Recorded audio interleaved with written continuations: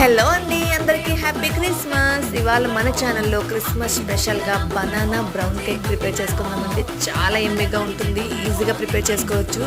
First of all దీనికోసం బాగా ముగ్గున 3 bananas తీసుకున్నాను. అందులో ఒక ఎగ్ కూడా పగలగొట్టుకొని బాగా బీట్ చేసుకోవాలి.